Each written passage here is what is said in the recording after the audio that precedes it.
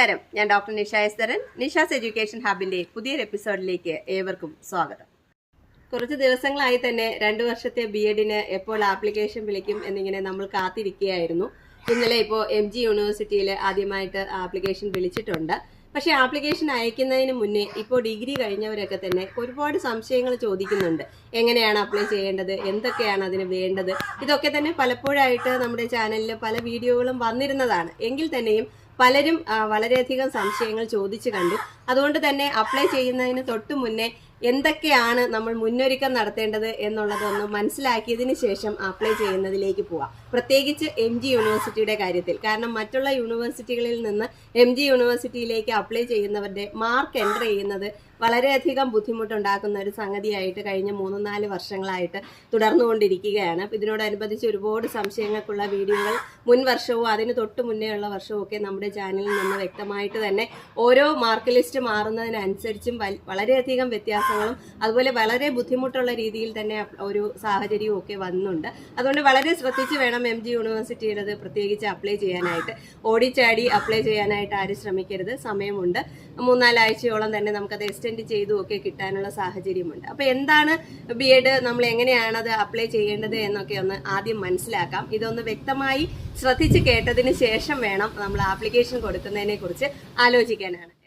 പ്രധാനമായിട്ടും നമ്മൾ ബി.എഡിന് അപ്ലൈ ചെയ്യുമ്പോൾ 4 തരത്തിലുള്ള സീറ്റുകളാണ് അവൈലബിൾ ആയിട്ടുള്ളത്. ഒന്ന് മെറിറ്റ് സീറ്റ്. നമ്മൾ ഓൺലൈനായിട്ട് അപ്ലൈ ചെയ്യുമ്പോൾ അതിനനുസരിച്ച് നമ്മുടെ മാർക്കിനനുസരിച്ച്, ഇൻഡെക്സ് മാർക്കിനനുസരിച്ച് നമുക്ക് റാങ്ക് ലിസ്റ്റ് വരും. അതിൽ നിന്നുള്ള അഡ്മിഷൻ. ഇതുകൂടാതെ സെൽഫ് ഫിനാൻസിങ് കോളേജുകളിലേക്ക് നമുക്ക് മാനേജ്മെന്റ് സീറ്റും ഉണ്ട്, മെറിറ്റ് സീറ്റും ഉണ്ട്. 50% മെറിറ്റ് ലിസ്റ്റിൽ നിന്ന് യൂണിവേഴ്സിറ്റി അപ്പോയിന്റ് ചെയ്യുകയും ബാക്കി നമ്മൾ മാനേജ്മെന്റിനെ സമീപിച്ച് സെൽഫ് ഫിനാൻസിങ് മോഡിൽ നമ്മൾ മാനേജറുടെ അപ്പോയിന്റ്മെന്റ് ആയിട്ട് വരുന്ന മാനേജ്മെന്റ് സീറ്റ്. ഇത് കൂടാതെ എയ്ഡഡ് കോളേജുകളിൽ അതാത് കമ്മ്യൂണിറ്റിയുടെ, ഇപ്പോൾ NSSന്റെ ആണെങ്കിൽ NSSന് കുറച്ച് സീറ്റ് ഉണ്ട്. അതുപോലെ SNDPയുടെ കോളേജാണ് എയ്ഡഡ് എങ്കിൽ അവിടെ SNDPക്കാർക്ക് വേണ്ടിയിട്ട് കുറച്ച് സീറ്റുകൾ റിസർവ് ചെയ്തിട്ടുണ്ട്. അപ്പോൾ ഇതെല്ലാം തന്നെ നമ്മുടെ കമ്മ്യൂണിറ്റി കോട്ട എന്ന് പറയുന്ന കാറ്റഗറിയിലേക്ക് വരുന്നതാണ്. ഇനി ഇത് കൂടാതെ തന്നെ റിസർവേഷനുകളുണ്ട്. സ്പെഷ്യൽ കാറ്റഗറിക്ക് SC ST, അതുപോലെ തന്നെ SC BC, EWS, differentially abled, ഇങ്ങനെയൊക്കെ വരുന്ന ഡിഫൻസ് കോട്ടയിൽ വരുന്നത്, ഇങ്ങനെയൊക്കെ കുറച്ച് റിസർവേഷൻ സീറ്റുകളുണ്ട്. ഇങ്ങനെ 4 തരത്തിലാണ് നമുക്ക് സീറ്റ് അവൈലബിൾ ആയിട്ടുള്ളത്. ഇതിലേത് കാറ്റഗറിയിലേക്കാണ് നമ്മൾ അപ്ലൈ ചെയ്യുന്നത് എന്നുള്ളത് ആദ്യം തന്നെ ഓരോ കുട്ടിയും മനസ്സിലാക്കിയിരിക്കണം. മെറിറ്റ് സീറ്റിലേക്കാണെങ്കിൽ പ്യുവർലി നമ്മുടെ മാർക്കിനെ, ഡിഗ്രിയുടെ മാർക്കിനെ, അല്ലെങ്കിൽ നമ്മൾ ഡിഗ്രി വേറെ ഏതെങ്കിലും സബ്ജക്റ്റ് ഒക്കെയാണ്, PG നമ്മൾ ലാംഗ്വേജുകളോ അല്ലെങ്കിൽ ഏതെങ്കിലും റിലേറ്റഡ് ആയിട്ടുള്ള സബ്ജക്റ്റും ഒക്കെ ചെയ്തിട്ടുണ്ടെങ്കിൽ നമുക്ക് അതിനെ ബേസ് ചെയ്തിട്ടും ബി.എഡിന് അപ്ലൈ ചെയ്യാവുന്നതാണ്. അപ്പം ഡിഗ്രിയുടെ ബേസിലാണോ PGയുടെ ബേസിലാണോ നമ്മൾ അപ്ലൈ ചെയ്യുന്നത് എന്നുള്ളത് ഒരു ഓപ്ഷൻ കൊടുക്കാനായിട്ട് കാണും. അതിനനുസരിച്ച് നമുക്ക് അപ്ലൈ ചെയ്യാം. മാർക്ക് കൂടുതൽ ഏതിനാണ് അല്ലെങ്കിൽ കിട്ടാൻ സാധ്യത ഏതിനാണ് എന്നൊക്കെ നോക്കിയതിന് ശേഷം വേണം നമ്മൾ ഏതിൻ്റെ ബേസിൽ അപ്ലൈ ചെയ്യണം എന്നുള്ളത് തിരഞ്ഞെടുക്കാൻ. മിക്ക യൂണിവേഴ്സിറ്റികളിലും അങ്ങനെ ഒരു പ്രൊവിഷൻ ഉണ്ട്. അപ്പോൾ ഇനി പലരുടെയും സംശയം, ഞാൻ പഠിച്ച സബ്ജക്റ്റിന് ഏതിലാണ് അപ്ലൈ ചെയ്യേണ്ടത്. ഇപ്പോൾ സോഷ്യൽ സയൻസിൻ്റെ റിലേറ്റഡ് ആയിട്ട് വരുന്ന എക്കണോമിക്സ്, പൊളിറ്റിക്സ്, സോഷ്യോളജി, ഇങ്ങനെ വരുന്ന ഒരുപാട് സബ്ജക്റ്റുകൾ സോഷ്യൽ സയൻസ് എന്ന് പറയുന്ന ഒറ്റ ബി.എഡിന്റെ സ്ട്രീമിലേക്കാണ് വരുന്നത്. അതുപോലെ ബയോളജിയുടെ സെക്ഷനിൽ വരുന്ന ബോട്ടണി, സുവോളജി, എൻവയോൺമെന്റൽ സയൻസ്, അങ്ങനെയൊക്കെ വരുന്ന ബയോളജി റിലേറ്റഡ് ആയിട്ട് വരുന്നതെല്ലാം തന്നെ നാച്ചുറൽ സയൻസ് എന്ന് പറയുന്ന ഒറ്റ ഓപ്ഷനിലേക്കാണ് നമ്മൾ അപ്ലൈ ചെയ്യുന്നത്. അതുപോലെ ഫിസിക്സ്, കെമിസ്ട്രി വരുന്ന സബ്ജക്റ്റുകൾ വരുന്നതിനെല്ലാം തന്നെ നമുക്ക് ഫിസിക്കൽ സയൻസ് എന്ന് പറയുന്ന ഒരു ഒറ്റ ഓപ്ഷനാണുള്ളത്. പിന്നെ ജിയോളജി ഉണ്ട്, ജോഗ്രഫി ഉണ്ട്, അതുപോലെ തന്നെ നമുക്ക് ലാംഗ്വേജുകളെല്ലാം തന്നെ സെപ്പറേറ്റ് ആയിട്ടുണ്ട്. ഇങ്ങനെയുള്ള ഒരുപാട് സബ്ജക്റ്റുകൾ നമ്മൾ ഒന്നിച്ചാണ് ഒരൊറ്റ ഹെഡിലേക്ക് നമ്മൾ അപ്ലൈ ചെയ്യുന്നത്. അപ്പോൾ ഇതൊക്കെ തന്നെ ആർക്കൊക്കെ ഇതിനൊക്കെ അപ്ലൈ ചെയ്യാം എന്നുള്ളത് ഡീറ്റെയിൽഡ് ആയിട്ട് നമ്മുടെ ചാനലിൽ കഴിഞ്ഞ വർഷങ്ങളോടനുബന്ധിച്ചുള്ള അഡ്മിഷനോട് ചേർന്ന് തന്നെ ആർക്കൊക്കെ നാച്ചുറൽ സയൻസിന് അപ്ലൈ ചെയ്യാം, അല്ലെങ്കിൽ ആർക്കൊക്കെ സോഷ്യൽ സയൻസിന് അപ്ലൈ ചെയ്യാം, ഇങ്ങനെ ഓരോ വിഷയത്തിലും പ്രത്യേകം വീഡിയോ വന്നിട്ടുണ്ട്. അപ്പോൾ അത് ഞാൻ അതിൻ്റെ ഒക്കെ ലിങ്ക് ഇതിൻ്റെ ഡിസ്ക്രിപ്ഷൻ ബോക്സിൽ കൊടുക്കുന്നുണ്ട്. അത് കൃത്യമായിട്ട് കണ്ട് മനസ്സിലാക്കിയതിന് ശേഷം വേണം അപ്ലൈ ചെയ്യാനായിട്ട്. കാരണം ഓൺലൈൻ ആപ്ലിക്കേഷനാണ്. ഒരു ചെറിയ മിസ്റ്റേക്ക് പോലും നമ്മുടെ ഒരു അഡ്മിഷനെ സാരമായി ബാധിക്കും. പല തവണ പറഞ്ഞാൽ പോലും എന്തുവാണ്, അക്ഷയ സെൻ്ററുകാരൻ്റെ കൊണ്ട് സർട്ടിഫിക്കറ്റും അതുമൊക്കെ ഏൽപ്പിച്ചിട്ട് അവർ നമ്മുടെ കാര്യം നോക്കി പോയി കഴിഞ്ഞാൽ അവർക്ക് തോന്നുന്ന സബ്ജക്റ്റിലായിരിക്കും ചിലപ്പോൾ അപ്ലൈ ചെയ്യുന്നത്. ഈ ഇടയ്ക്ക് പത്രത്തിലൊക്കെ അങ്ങനെ പല സംഗതികളും നമ്മൾ കണ്ടതാണ്. അപ്പോൾ അതുകൊണ്ട് ഒരു റിസ്ക് എടുക്കാൻ തയ്യാറാവാതെ എത്രയും കൃത്യമായിട്ട് അപ്ലൈ ചെയ്യാനായിട്ടും അവരവരുടെ സബ്ജക്റ്റുകളെ കുറിച്ച് മനസ്സിലാക്കാനുമായിട്ട് ആദ്യം ശ്രമിക്കുക. നേരത്തെ പറഞ്ഞതുപോലെ തന്നെ 4 തരത്തിലുള്ള സീറ്റ് നമുക്ക് അവൈലബിൾ ആണെന്ന് പറഞ്ഞു. മെറിറ്റ് ആയാലും കമ്മ്യൂണിറ്റി ആയാലും മാനേജ്മെന്റ് ആയാലും അതുപോലെ റിസർവേഷൻ ആയാലും. ഇപ്പം മെറിറ്റിലാണെങ്കിൽ നമ്മുടെ മാർക്കിനെ ബേസ് ചെയ്ത് മാത്രം വരുന്നതാണ്. അതേസമയം കമ്മ്യൂണിറ്റി കോട്ടയാണെങ്കിൽ നമ്മൾ കമ്മ്യൂണിറ്റി കോട്ടയിലേക്ക് അപ്ലൈ ചെയ്യാനുള്ള സമയത്ത് അതാത് കോളേജുകളിലേക്ക് നമ്മൾ അപ്ലൈ ചെയ്യുകയാണ് വേണ്ടത്. ഇനി സെൽഫ് ഫിനാൻസിങ് കോളേജുകളുടെ നമ്മുടെ മാനേജ്മെന്റ് സീറ്റിലേക്കാണെങ്കിൽ ഡയറക്റ്റ് മാനേജ്മെന്റിനെ നമ്മൾ കോൺടാക്ട് ചെയ്യണം. പക്ഷേ ഏത് സെക്ഷനിലേക്കാണ് നമ്മൾ അപ്ലൈ ചെയ്താലും മെറിറ്റ് ആയാലും മാനേജ്മെന്റ് ആയാലും അല്ല നമ്മുടെ കമ്മ്യൂണിറ്റി ആണെങ്കിലും അല്ലെങ്കിൽ റിസർവേഷൻ വഴി ആണെങ്കിൽ ഇതൊക്കെ തന്നെ ഒറ്റ ഓൺലൈൻ ആപ്ലിക്കേഷനിനെ ഡിപ്പെൻഡ് ചെയ്താണ് ബാക്കിയെല്ലാം തന്നെ അഡ്മിഷൻ നടക്കുന്നത്. അപ്പോൾ അതുകൊണ്ട് ഓൺലൈനായിട്ട് നമ്മൾ BEd ചേരാൻ ആഗ്രഹിക്കുന്നുണ്ട്, ഏത് തരത്തിലുള്ള സീറ്റാണ് തിരഞ്ഞെടുക്കുന്നതെങ്കിലും നമ്മൾ ഓൺലൈനായിട്ട് രജിസ്റ്റർ ചെയ്തിരിക്കണം എന്നുള്ളത് നിർബന്ധമാണ്. അത് കമ്മ്യൂണിറ്റി ബേസ്ഡ് ആണെങ്കിലും അല്ലെങ്കിൽ നമ്മുടെ മാനേജ്മെന്റ് കോട്ട ആണെങ്കിൽ പോലും നമ്മുടെ ഓൺലൈൻ രജിസ്ട്രേഷൻ ചെയ്തിരിക്കണം. അപ്പോൾ ഈ യൂണിവേഴ്സിറ്റികളിൽ ഇപ്പോൾ MG ആണ് സ്റ്റാർട്ട് ചെയ്തത്. ഇനി അടുത്ത് കേരളയും കണ്ണൂരും കാലിക്കറ്റും ഒക്കെ തന്നെ വരുന്നതാണ്. അതിനോടനുബന്ധിച്ച് നമ്മുടെ അപ്ഡേറ്റ്സ് ഉണ്ടാവും. ഇനി പ്രധാനമായിട്ട് ഒരു കാര്യം കൂടി മനസ്സിലാക്കുക, 2 തരത്തിലുള്ള സീറ്റാണ് നമുക്ക് അവൈലബിൾ ആയിട്ടുള്ളത്. ഗവൺമെന്റ് കോളേജുകളിലും എയ്ഡഡ് കോളേജുകളിലും നമുക്ക് ഗവൺമെന്റിന്റെ തന്നെ ഫീസ്, വളരെ തുച്ഛമായ ഫീസ്, കഴിഞ്ഞ വർഷങ്ങളിലൊക്കെ വീഡിയോകളിൽ വ്യക്തമായിട്ട് പറഞ്ഞിരുന്നു, ഏകദേശം 5000 അല്ലെങ്കിൽ 6000 രൂപയ്ക്കുള്ളിൽ വരുന്ന ഒരു ഫീസിലാണ് നമുക്ക് സീറ്റ് വരുന്നത്. എയ്ഡഡിൽ തന്നെ കമ്മ്യൂണിറ്റി വരുമ്പോഴത്തേക്ക് അതിനോടനുബന്ധിച്ച് കോളേജുകളുടേതായിട്ടുള്ള ചില ഫീസുകളൊക്കെ തന്നെ കൂടുതലായിട്ട് വരുന്നുണ്ട്.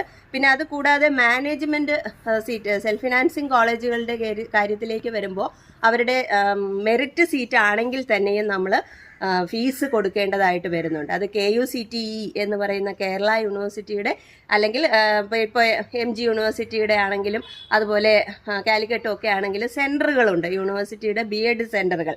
അതും സെൽഫ് ഫിനാൻസിങ് മോഡിൽ തന്നെ ഓപ്പറേറ്റ് ചെയ്യുന്നതാണ്. ഇപ്പോൾ കേരള യൂണിവേഴ്സിറ്റിക്കാണെങ്കിൽ അത് നമുക്ക് KUCTയിലായാലും സെൽഫ് ഫിനാൻസിങ് കോളേജിലായാലും നമുക്ക് സെൽഫ് ഫിനാൻസിങ് എന്ന് പറയുന്നത് പ്രൈവറ്റ് കോളേജുകളിലായാലും മെറിറ്റിലാണ് അഡ്മിഷൻ നടക്കുന്നത്. അതായത് യൂണിവേഴ്സിറ്റി അലോട്ട്മെന്റിൽ കിട്ടിയാൽ 45,000 രൂപ ഫീസും അതേസമയം നമ്മൾ മാനേജ്മെന്റ് സീറ്റാണ് ഓപ്റ്റ് ചെയ്യുന്നതെങ്കിൽ നമുക്ക് 60,000 രൂപ ഫീസും കൊടുക്കേണ്ടതായിട്ടുണ്ട്. ഇപ്പോൾ യൂണിവേഴ്സിറ്റികളുടെ സെൻറ്ററുകളിലാണെങ്കിൽ നമ്മൾ ആപ്ലിക്കേഷൻ ഓൺലൈനായിട്ട് കൊടുക്കുന്നതിനോടനുബന്ധിച്ച് ഒരു 2,000 രൂപ ഫീസ് ഓൺലൈനായിട്ട് അഡീഷണൽ അടച്ച് നമ്മൾ അല്ലാണ്ട് അതിൻ്റെ കൂടെ തന്നെ അപ്ലൈ ചെയ്യേണ്ടതായിട്ടുണ്ട്. പക്ഷേ സെൽഫ് ഫിനാൻസിങ് കോളേജുകളിലേക്ക് നമ്മൾ മാനേജ്മെൻറ്റ് സീറ്റിന് ഡയറക്റ്റ് മാനേജറെ തന്നെയാണ് സമീപിക്കേണ്ടത്. ഇപ്പം ഞാൻ വർക്ക് ചെയ്യുന്ന സെൽഫ് ഫിനാൻസിങ് കോളേജിലേക്ക് മാനേജ്മെൻറ്റിൻ്റെ കുറച്ച് സീറ്റുകൾ മാത്രമേ ഇനിയുള്ളൂ. ഏകദേശം എനിക്ക് തോന്നുന്നു കേരളത്തിലെ എല്ലാ സെൽഫ് ഫിനാൻസിങ് കോളേജുകളിലും സീറ്റ് ഫില്ല് ആകുന്ന ഒരവസ്ഥയിൽ തന്നെയാണ് നിൽക്കുന്നത്. വളരെ കുറച്ച് സീറ്റുകൾ മാത്രമേ ഇനി ബാക്കിയുള്ളൂ. അതിന് വേണമെങ്കിൽ അതിൻ്റെ നമ്പർ ഞാൻ ഡിസ്ക്രിപ്ഷൻ ബോക്സിൽ കൊടുത്തേക്കാം, ഞങ്ങളുടെ മാനേജ്മെൻറ്റിനെ കോൺടാക്ട് ചെയ്യാനുള്ളത്. നിങ്ങൾക്ക് മാനേജ്മെൻറ്റിനെ കോൺടാക്ട് ചെയ്ത് നിങ്ങളുടെ അത് വളരെ മാർക്ക് കുറവാണ് എന്നുണ്ടെങ്കിൽ മാനേജ്മെൻറ്റ് കോട്ട ഉറപ്പിക്കാവുന്നതാണ്. ഇനി എപ്പോഴും ചോദിക്കുന്ന ഒരു ചോദ്യമാണ്, എനിക്ക് 80% ഉണ്ട്, അഡ്മിഷൻ കിട്ടുമോ എന്നുള്ളത്. ഇതൊരു കാരണവശാലും ഇത് കിട്ടുമെന്നോ കിട്ടില്ല എന്നോ നമുക്കിപ്പോൾ പറയാൻ പറ്റില്ല.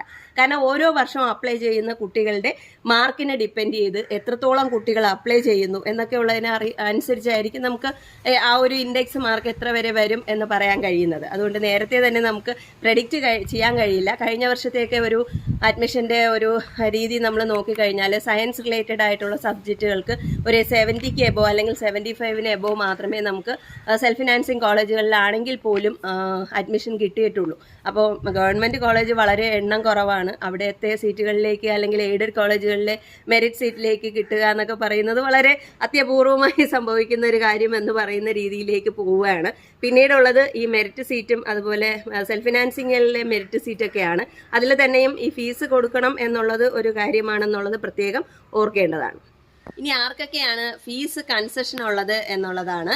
SC/ST വിഭാഗത്തിൽ വരുന്നവർക്കും അതുപോലെ OEC അതർ എലിജിബിൾ കാൻഡിഡേറ്റ്സ് എന്ന് പറയുന്ന സെക്ഷനിലേക്ക് വരുന്നവർ, അതുപോലെ അതർ ബാക്ക്വേർഡ് ഹിന്ദു എന്ന് പറയുന്ന കാറ്റഗറി, ഇങ്ങനെ 3 സെക്ഷനുകളിലേക്കായി SC/ST ഒരു കാറ്റഗറി ഗ്രാൻസ് വരുന്നവർ, അതുപോലെ തന്നെ OEC, അത് പ്രോസ്പെക്ടസിൽ ആർക്കൊക്കെയാണ് OECയിൽ ഫീസ് കൺസെഷൻ ഉള്ളതെന്നുള്ളത് വ്യക്തമായിട്ട് പറഞ്ഞിട്ടുണ്ടായിരിക്കും. അതുപോലെ OBH, അതർ ബാക്ക്വേർഡ് ഹിന്ദു എന്ന് പറയുന്ന കാറ്റഗറിയിലകത്തും ആർക്കൊക്കെയാണ് ഫീസ് കൺസെഷൻ ഉള്ളത് എന്നുള്ളത് കൃത്യമായിട്ടുണ്ട്. ഇത്രയും കുട്ടികൾക്കാണ് നമുക്ക് ഫീസ് കൺസെഷൻ കിട്ടുന്നത്. അതായത് ഡിപ്പാർട്ട്മെന്റുകളിൽ നിന്ന്, ഗവൺമെന്റിന്റെ ഡിപ്പാർട്ട്മെന്റുകളിൽ നിന്ന് ഫീസ് മാനേജ്മെന്റിലേക്ക് വരികയാണ് ചെയ്യുന്നത്. കുട്ടികൾക്ക് ഈ ഗ്രാൻസ് വഴി നമ്മൾ വാങ്ങി അത് മാനേജ്മെന്റിലേക്ക് ഹാൻഡ് ഓവർ ചെയ്യുകയാണ് ചെയ്യുന്നത്. ഇനി ഏറ്റവും പ്രധാനപ്പെട്ട സംശയം EWS എന്ന് പറയുന്ന കാറ്റഗറിക്ക് ഫീസ് കൺസെഷൻ ഉണ്ടോ എന്നുള്ളതാണ്. അവർക്ക് ഫീസ് കൺസെഷൻ ഇല്ല. ഈ എക്കണോമിക്കലി വീക്കർ സെക്ഷൻ എന്ന് പറയുന്ന ജനറൽ കാറ്റഗറിയിൽ കൂടെ തന്നെ വരുന്ന അവർക്ക് അഡ്മിഷന്റെ സമയത്ത് പ്രയോറിറ്റി ഉണ്ട്. അവർക്ക് 10% അവരുടെ അഡ്മിഷൻ ലിസ്റ്റിൽ നമ്മൾ പരിഗണിക്കും എന്നുള്ളതല്ലാതെ ഫീസ് കൺസെഷനായിട്ട് അവൈലബിൾ അല്ല. ബാക്കി ആർക്കും തന്നെ നമ്മളെ ഡിസബിലിറ്റി ഉള്ളവർക്കോ അല്ലെങ്കിൽ നമ്മുടെ ഡിഫൻസ് പേഴ്സണോ ഒക്കെ അങ്ങനെ ഒന്നും വരുന്ന ആർക്കും തന്നെ ഫീസ് കൺസെഷൻ ഉള്ളതായിട്ട് അറിയുന്നില്ല. ബേസിക് ക്വാളിഫിക്കേഷൻ എന്ന് പറയുന്നത് BAയോ BSCയോ ആണ്. കൊമേഴ്സ് വരുമ്പോൾ മാത്രമാണ് MCOM, PG കഴിഞ്ഞവർക്ക് മാത്രമേ കൊമേഴ്സിന് അപ്ലൈ ചെയ്യാനായിട്ട് സാധിക്കൂ. ഇനി ഏറ്റവും പ്രധാനമായിട്ട് അറിഞ്ഞിരിക്കേണ്ട ഒരു കാര്യം കൂടി പറഞ്ഞു നിർത്താം. നമ്മൾ ഒരു കോളേജിൽ ആകെ 50 അല്ലെങ്കിൽ 2 യൂണിറ്റ് ഉള്ള കോളേജുകളാണെങ്കിൽ 100 സീറ്റ് ആയിരിക്കും അവൈലബിൾ. 100 എന്നുള്ളത് വളരെ കുറച്ച് കോളേജുകളിൽ മാത്രമേ ഉള്ളൂ. എയ്ഡഡിലൊക്കെ 1-2 സ്ഥലങ്ങളിലേ ഉള്ളൂ. ബാക്കി എല്ലായിടത്തും തന്നെ സെൽഫ് ഫിനാൻസിങ്ങിലൊക്കെ തന്നെ 50 സീറ്റാണുള്ളത്. ഈ 50 സീറ്റ് എന്ന് പറയുന്നത് 5 വിഷയങ്ങൾക്കാണ്. നേരത്തെ പറഞ്ഞതുപോലെ സോഷ്യൽ സയൻസിന് അല്ലെങ്കിൽ natural science, physical science, maths ഇങ്ങനെ വരുന്ന ഏതെങ്കിലും 5 സബ്ജക്റ്റുകൾക്ക് ടോട്ടലാണ് 50 സീറ്റ്. അപ്പം മാക്സിമം ഒരു സബ്ജക്റ്റിന് നമുക്ക് 10 സീറ്റാണ് വരുന്നത്. ആ 10 സീറ്റിൽ 5 എണ്ണം മെറിറ്റും 5 എണ്ണം മാനേജ്മെന്റുമായിട്ടാണ് സെൽഫ് ഫിനാൻസിങ് കോളേജുകൾ ഡിവൈഡ് ചെയ്തിരിക്കുന്നത്. അപ്പോൾ ആ മെറിറ്റ് സീറ്റിൽ വരിക എന്ന് പറയുന്നത്, അപ്പോൾ ഒരു കോളേജിലേക്ക് ഒരു സബ്ജക്റ്റിൽ നിന്ന് ആകെ 5 പേർക്കായിരിക്കും മെറിറ്റ് സീറ്റിൽ അഡ്മിഷൻ കിട്ടുക. അപ്പോൾ ഇതൊക്കെ തന്നെയാണ്. ഇങ്ങനെയുള്ള കാര്യങ്ങൾ അറിഞ്ഞിരുന്നാൽ മാത്രമേ നേരത്തെ മുൻകൂട്ടി മാനേജ്മെന്റ് സീറ്റ് ബുക്ക് ചെയ്യണമോ വേണ്ടയോ എന്നുള്ളത് കുട്ടികൾക്ക് തീരുമാനമെടുക്കാൻ സാധിക്കുകയുള്ളൂ. അതുകൊണ്ട് ഒരു കോളേജിലേക്ക് ആകെ വരുന്നത് മെറിറ്റ് 5 സീറ്റാണ്. ഇനി ഗവൺമെന്റ് കോളേജിലാണെങ്കിൽ ചിലപ്പോൾ ഒരു സബ്ജക്റ്റിന് 1 സീറ്റ് മാത്രമേ കാണാറുള്ളൂ. കാരണം ഒരുപാട് സബ്ജക്റ്റുകൾ ഗവൺമെന്റ് ട്രെയിനിങ് കോളേജുകളിലൊക്കെ വരുന്നുണ്ട്. അപ്പോൾ അങ്ങനെ അത് സബ്ജക്റ്റ് കൂടുന്നതിനനുസരിച്ച് കുട്ടികളുടെ ഓരോ സബ്ജക്റ്റിനും കിട്ടുന്ന അഡ്മിഷന്റെ എണ്ണം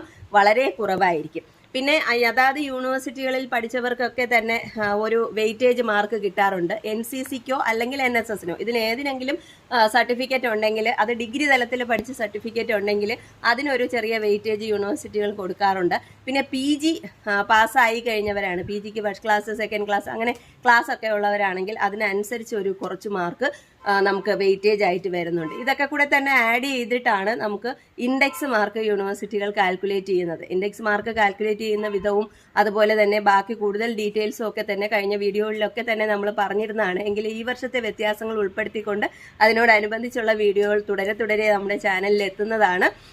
എന്തായാലും അഡ്മിഷന് വേണ്ടി തയ്യാറെടുക്കുന്നവരൊക്കെ തന്നെ ഈ ചാനൽ ഒന്ന് സബ്സ്ക്രൈബ് ചെയ്ത് ബെൽ ബട്ടൺ കൂടി എനേബിൾ ആക്കിയിട്ടിരിക്കുക. കാരണം കൃത്യമായിട്ട് അപ്ഡേറ്റ് എല്ലാ അഡ്മിഷൻ തീരുന്നത് വരെയുള്ള അപ്ഡേറ്റും നമ്മുടെ ചാനലിൽ ഉണ്ടായിരിക്കും. ഏവർക്കും നിഷാസ് എഡ്യൂക്കേഷൻ ഹബിന്റെ ആശംസകൾ.